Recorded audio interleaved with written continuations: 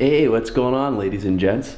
Come check out how soundproof my office is. It's crazy. So you get in here. Let me just close the door and...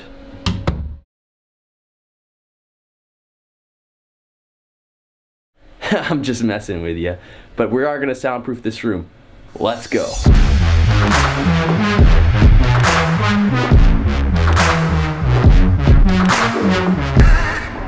Welcome back, ladies and gentlemen. Today we are going to soundproof your office, recording studio, YouTube studio, whatever it may be, for under $100 Canadian.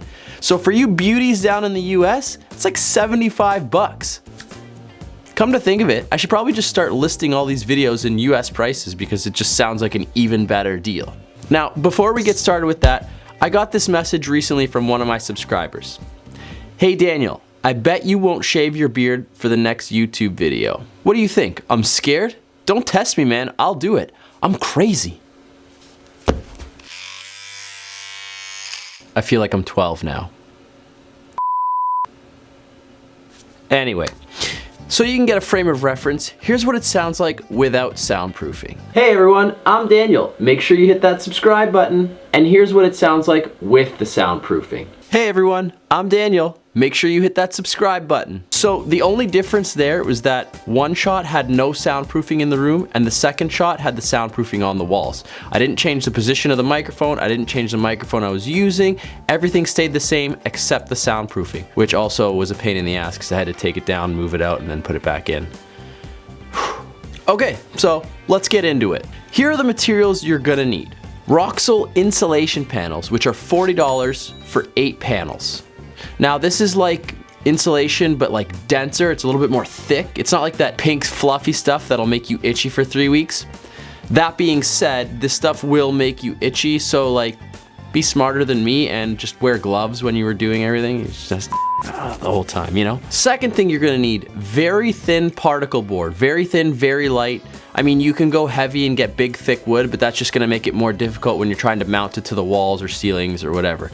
Get nice thin particle board. You can find this at the hardware store. Actually, you can find everything at the hardware store. And these boards are like 4 feet by 8 feet, and they're like 15 bucks for 2 of those sheets, and it should be more than enough. I mean, if you need more sheets, buy more sheets. Then you can have the employees cut them down to size for you, or I mean, if you have the equipment, you could do it yourself.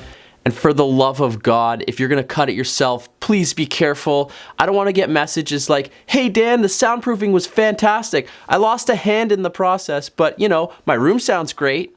No, just be careful, please. Third, you're gonna need fabric to cover up the whole panel. Now, I mean, you could leave it exposed, but I feel like A, that's unhealthy.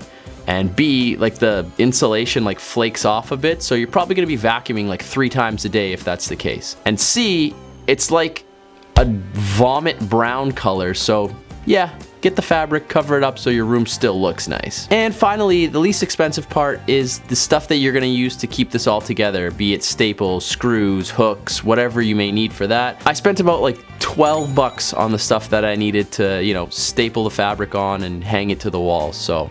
All right, so you've bought all your materials, you brought it home, and now you're just kind of sitting in the foyer like, oh, what am I supposed to do next? Well, I'll tell you what you're supposed to do next. This is how you're gonna bring it all together, baby. Firstly, you're probably gonna need a little bit of space to do this.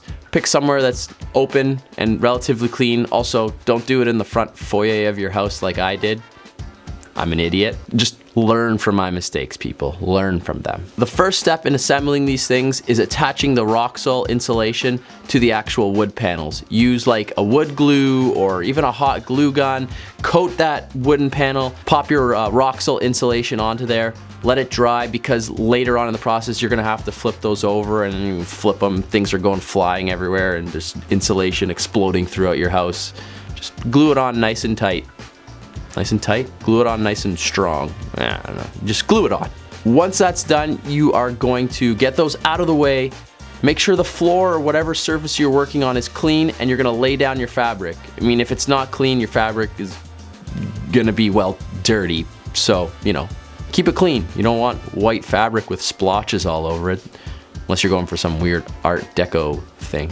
Lay the fabric down, and you're gonna drop your insulation wooden board combo onto that fabric, insulation facing down, so you've got the wood board exposed at the top.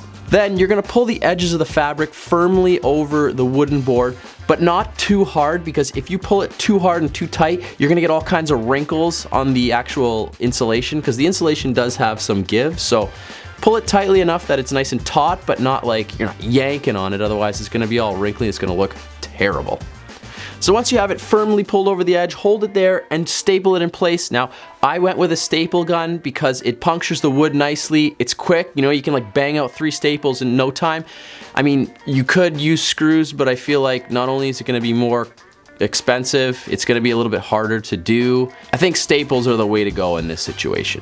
So once you've stapled all the edges, made your way all around, panels finished, all you gotta do is repeat the process and boom, panels are done. And now all that's left is to hang them up. So for mine, what I did was screw in these picture hanger hook things in the back, and then I ran eyelets through the roof and used some steel wire to just run it through all the holes and hung them that way. I kept them off the wall so there's no damage to the wall, and you know, if I have to take it down and move it, it's relatively easy to do. But I mean, if you're doing this and it's like a more permanent thing, you could always like double-sided tape it to the wall, screw it in, hang it like a picture frame. I don't know, dealer's choice on this one. I'll let you figure that part out. And once you've got these panels hung up, you're gonna notice a lot richer sound, a lot less echo. I mean, the more panels you put in the room, the better the soundproofing is gonna be. Heck, you could even like hang these from your roof, you know, like get like 4 or 5 panels going on the roof. That'll even take it to the next level. It's all a matter of how far you want to push it. I'm just giving you the basics and then letting you go, you know, like a horse that you're setting free. You can lead a horse to water, but you can't make it drink. You guys gotta drink. I'm taking you to the water. Hey guys, here's the water, aka soundproofing. Drink it up. And that's the way the news goes. So now, not only do you have an awesome soundproof room, but you saved a ton of money doing it. And if you want to say thanks, all you gotta do is hit that subscribe button. You know, maybe turn on those notifications, leave a little comment below. Hey Dan, thanks a lot, appreciate it. You know, do all that other YouTuber end of video stuff. Love ya. Now, I just gotta figure out how to grow this beard back.